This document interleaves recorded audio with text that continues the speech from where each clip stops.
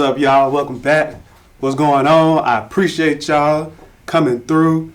You know, definitely I had to talk about this money, though, because that's the only thing important out here, right? You got family, you can get a new family if you got money. You got life, you can buy it. You hear what I'm saying? Because that's what this is really about. Little did you know, though, over the Christmas break, which, you know what I'm saying, I was chilling and relaxing. Y'all might have seen them episodes. A bank decided to mess up and they accidentally gave away $175 million.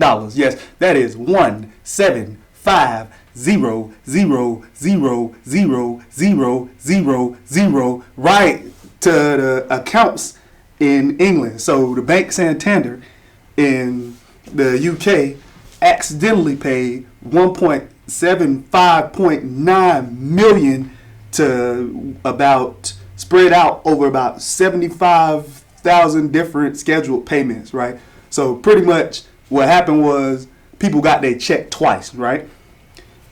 Let's call this lady Jenny, right? So Jenny gets her check twice. You know what she did? She gonna call in to the bank to see what happened. I would have cashed that money so fast. I'd have took everything out the damn ATM as fast as I could before I called anybody about a mistake made. Do you know what that looked like? I'm poor. Do you know how often I check my account? Very often. I wouldn't buy a piece of bubble gum without, hold on real quick, and putting my finger on this sensor, letting it look at my face so it could figure out if the money I got in here got this $2, boy. So ain't no way if I see this thing bing bing, boy, I'm running to the nearest ATM. I'm taking this money out, and I'm not talking to nobody. That is your mistake. Is your mistake, boy. I am from a place of slip and get got, boy. You got that place, boy. Ain't no my check twice, boy. I am not calling nobody. Jimmy called somebody as fast as she could. Hey, this is in the UK though. This ain't from where I'm from. Maybe people out there, different people, nice, caring, loving, whatever they got going on is great for them. But I could never even think to imagine for a second that I would go and give out, a shout out to my company that I work for and like, hey man, y'all paying me twice, man. Y'all sure y'all want to do this? That's what I call a blessing. That is a blessing. It is a lesson for them, a blessing for me. Ain't that how they work? God. But to have a real conversation about money, I have to go dark. I hate to go dark, but I have to go dark because this brings it a little bit closer to home. Okay, so in the U.S., there's probably an estimated $5.2 billion in unused welfare throughout the country. I'll put it up on a poll for this episode for y'all to guess which state is holding the most money, but it's fun. Like it's fun. It's not exactly what you would think is the state that's holding the most money, but that the mentality obviously for social programs and welfare is the mentality that the people who need help, they want to make sure looks a certain way. So the most recent reforms to welfare, or socialized programs that help people gain access to the system, those reforms mostly come from 1996, right? And what they did in the 1996 bill in Congress was they pretty much decided that they were going to give out more money but set more restrictions on the people who could get the money. So that's why you see in a lot of places for you to receive certain benefits, food stamps or WIC, things like that, you got to have a job, even though that might not exactly make sense. And in fact, since it doesn't make sense, I have an example here. So in Maine in 2014, this lady was trying to get food stamps for her kids. At that time, she had 3 kids and she was pregnant, and her husband had just went to jail. The charges on which he went to jail for are neither here nor there. If you want to know, hit me up in the comments. I'll let you know what he went to jail for. But so this young man, you know, he goes to jail. His wife, she out here. She go down to the food stamp office and she like, hey, you know, can I get some benefits? You know what I'm saying? I'm pregnant right now. I don't have no job, and I had these 3 mouths to feed with number 4 on the way.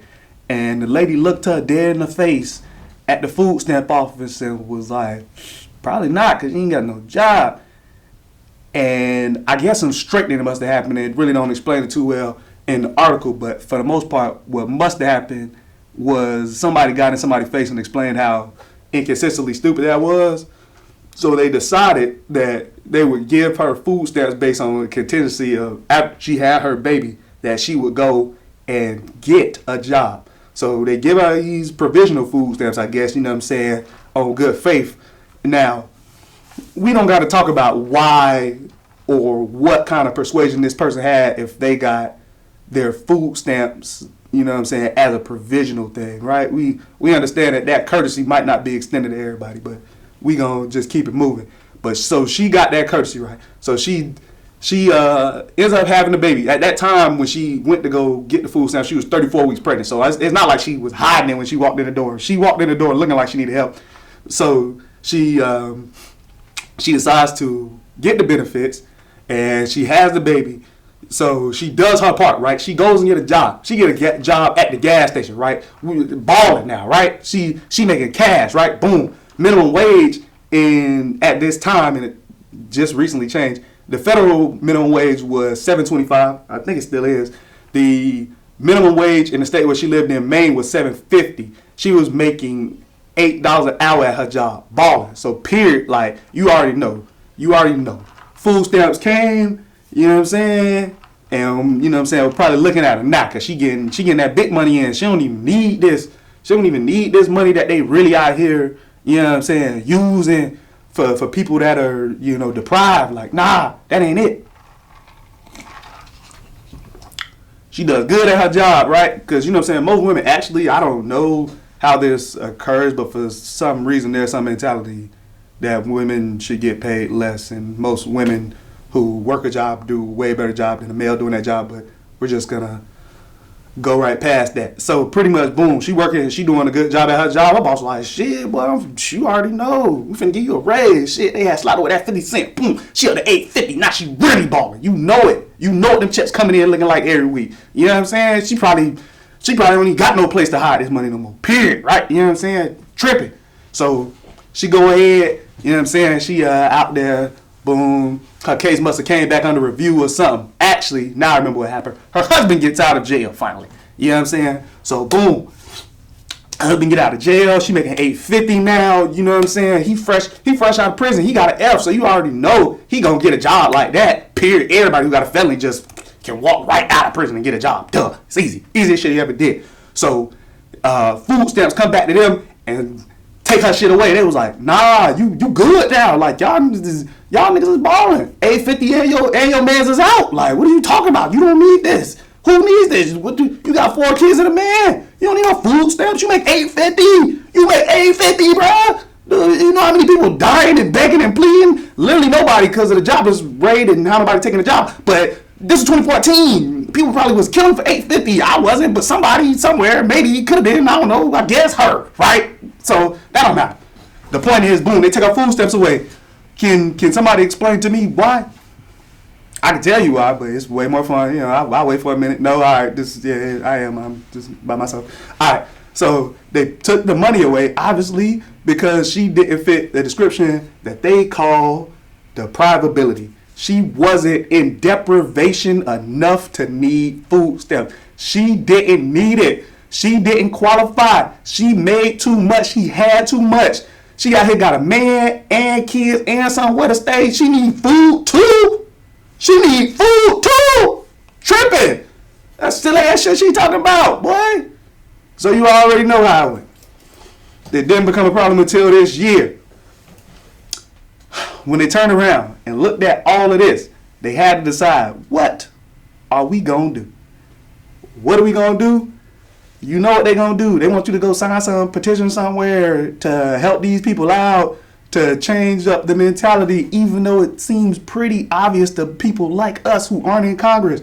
You need to write your name on a sheet of paper so somebody in Congress can make the decision if you should get food stamps and what deprivation actually is.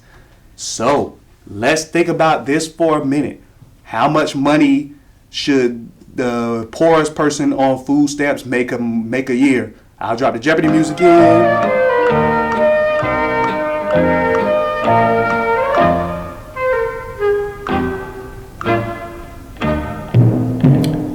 My number might seem high, but I think it's truthful. If you make under $55,000 a year, I think you need food stamps, but I'm not really in charge.